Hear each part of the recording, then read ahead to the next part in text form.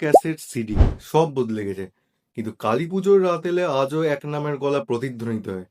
এক গলায় শোনা যায় কষ্ট, ভক্তি আর মায়ের প্রতি আকুল আবেদন। হ্যাঁ, পান্নালাল ভট্টাচার্য, যিনি হয়তো গানের মধ্যেই খুঁজেছিলেন মা কালীর মুখ, আর শেষমেশ সেই মায়ের কাছেই চলে গেলেন চিরদিনের মতো। পান্নালাল ভট্টাচার্য, যিনি জন্মগ্রহণ করেছিলেন 1930 সালে 5ই মার্চ হাওড়ার এক পুরোহিত পরিবারে। বাবা মারা যান তার জন্মের আগে, এবং তার মা মনে করেছিলেন এই সন্তানই বোধহয় তার সংসারের সর্বনাশ ডেকে এনেছে। তাই দাদা ধনঞ্জয় ভট্টাচার্যই ছিলেন তার আশ্রয়, তার পথপ্রদর্শক, তার বাবা মায়ের মতো।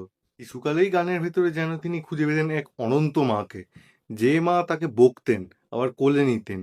ঠিক সেই মায়ের প্রতিরূপ হয়ে উঠেছিল তার শ্যামা সঙ্গীত। ধনঞ্জয় ভট্টাচার্যের হাত ধরে তিনি এলেন মায়ের গানে, যে গলায় শিশুর মতো আরতি, ভক্তের মতো তীব্র ভালোবাসা। তাতে শ্রোতারা শুনতে পেলেন ভক্তি আর বেদনার মিলন। হ্যাঁ, সকলই তোমারই ইচ্ছা, আমার সাধ না মিটিল, মায়ের পায়ে জবা হয়ে ওঠ না ফুটে মন, এই গানগুলো যেন হয়ে উঠল কালী পুজোর অবিচ্ছেদ্য অংশ। মা কালীর আরাধনা তখন যেন তার জীবনের একমাত্র মানে। বলা হয় শেষ দিকে পান্নালাল ঘরে ফিরতেন না শহরে, রাতে একা একা চলে যেতেন শ্মশানে, যেখানে বসে থাকতেন ঘন্টার পর ঘন্টা মন্ত্রজপ, ধ্যান আর গানে। বলতেন, মা, সারা জীবন তোর গান গাইলাম, তবু তুই দেখা দিলি না। 1966 সালের 26শে মার্চ রবিবার, সেই দিন সকালেই তার দেহ পাওয়া গেল গলায় দড়ি দেওয়া অবস্থায়।